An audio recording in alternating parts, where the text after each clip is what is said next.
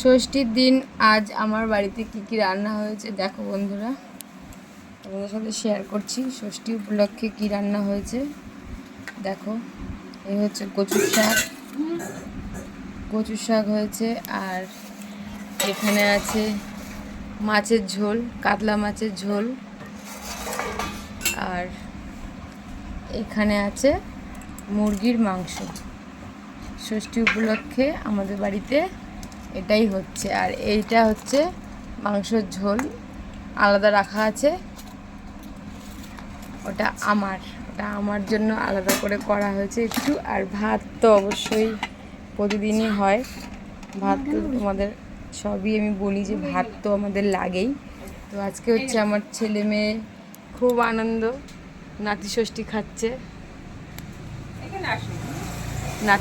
খাচ্ছে, আর এদিকে আম ছোলা হয়েছে, আর এই যে কাঁঠাল বার করা হয়েছে। এখন আমি ভাত বাড়বো,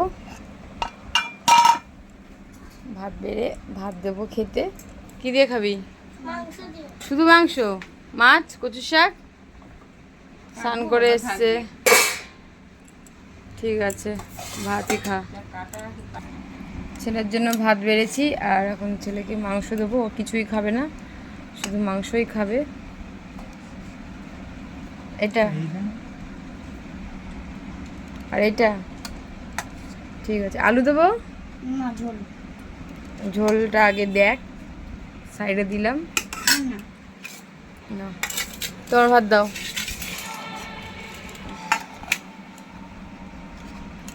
মেয়েকে একটা আলু দিচ্ছি, আর এখান থেকে লেগ পিস দেবো।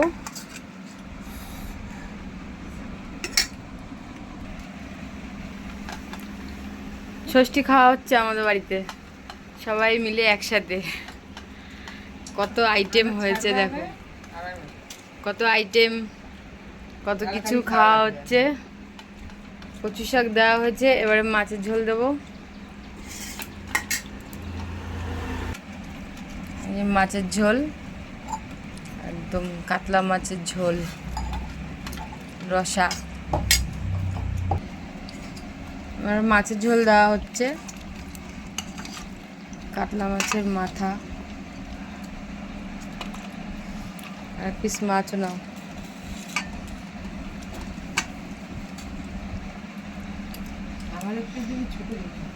মাকে দেবো ছোট দেখে, এইটা নাও।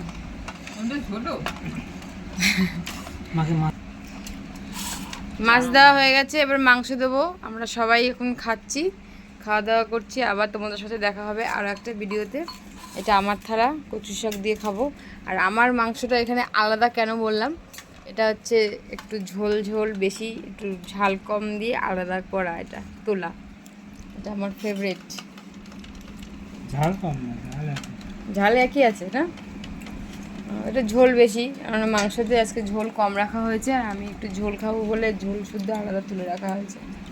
খাবি? ভাত দেবো?